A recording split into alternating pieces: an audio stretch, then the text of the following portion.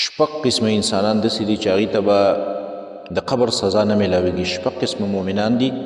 چې هغوی ته به د قبر عذاب نه میلاویږي او الله رب العالمین به د قبر د عذاب نه محفوظ کړي. یو هغه سړی دی چې هغه هره شپه سورة الملک لولي، هر وخت یې لولي، د سورة الملک سره یې مینه ده، دا سورت تلاوت کوي.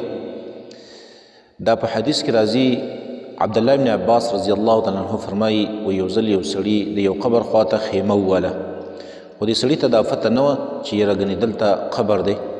کله چې خیمه وواله نو د دې قبر نه د انسان آواز شروع شو او د انسان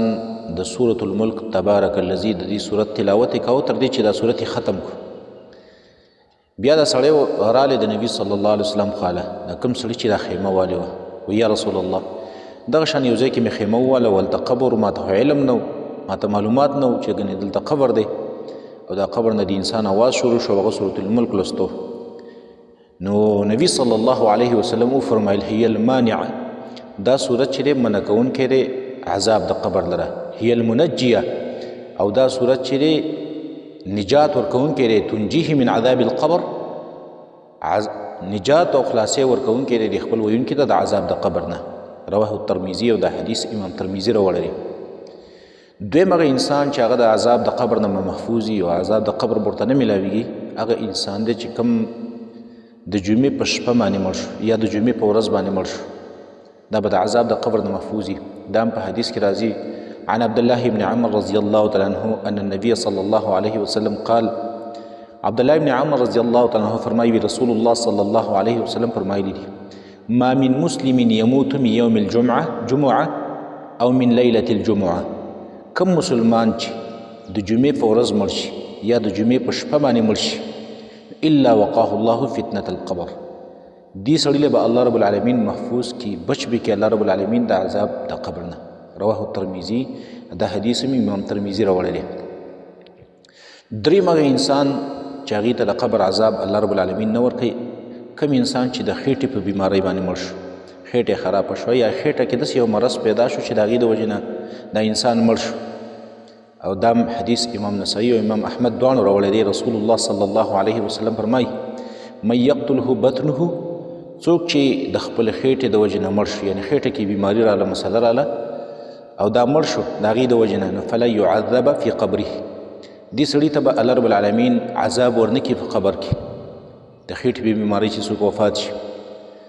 څلورم نمبر هغه انسان چې د بیمارۍ د وجې نه وفات شي، څه بیماري او مرض پیدا شي او د هغې د وجې نه دا وفات شي، دا بنده به الله رب العالمین محفوظ کړي د عذاب د قبر نه. فعن ابي هريره رضي الله تعالى عنه ان النبي صلى الله عليه وسلم قال، ابي هريره رضي الله تعالى عنه فرمایي رسول الله صلى الله عليه وسلم فرمایلی دي، من مات مريضا، څوک چې د بیمارۍ د وجې نه وفات شو، نو مات شهیدا، دا شهید مړ شو، او وقي فتنة القبر، دا سړی د عذاب د قبر نه محفوظ شو، بچ شو، وغودي وریح علیه برزقه من الجنه، او نبی صلی الله علیه وسلم فرمایي د ته به سهار او ماښام د جنت هغه رزق میلاویږي. رواه ابن ماجه، دا حدیث ابن ماجه راوړی دی. پنځم نمبر هغه انسان هغه به د عذاب د قبر نه محفوظ وي، کوم بنده چې د مؤمنانو فهره کوي، څوکیداري کوي، او دا په دې څوکیدارۍ په حالت کې وفات شو. دا هم په حدیث کې راځي، فعن سلمان رضی الله تعالی عنه ان النبي صلی الله علیه وسلم قال، سلمان رضی الله تعالی عنه فرمایي رسول الله صلی الله علیه وسلم فرمایلی دي، رباط یوم فی سبیل الله خیر من صیام شهر وقیامه،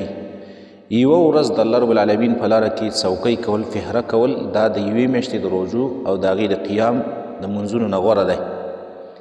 او بیا نبي صلی الله علیه وسلم فرمایي، و ان مات، او که دا سړی په دغه فهره کې مړ شو،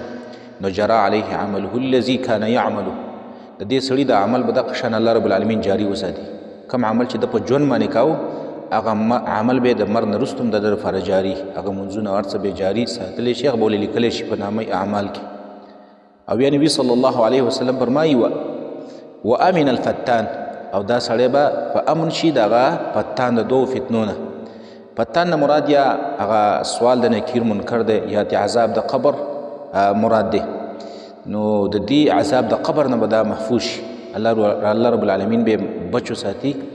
دارنګې د دجال د فتنې نه، د عذاب د قبر نه به دا سړی الله رب العالمین محفوظ کړي. شپږم نمبر کم سړی چې د الله په لاره کې شهید شي دته عذاب د قبر نه میلاویږي. حدیث کې راځي للشهید عند الله 6 خصال، د شهید دپاره د الله رب العالمین په نزد باندې شپږ خصلتونه دي، شپږ انعامات الله رب العالمین ورکوي. نو پنځه پکې نور ذکر دي په دې حدیث کې، او یو پکې دا دی چې ویجار من عذاب القبر، دا شهید به محفوظ شي په امن به شي د عذاب د قبر نه. دا شپږ قسمه مؤمنان داسې دي چې الله رب العالمین د قبر د عذاب نه محفوظ کوي. الله رب العالمین د قبر عذاب دی له نه ورکوي.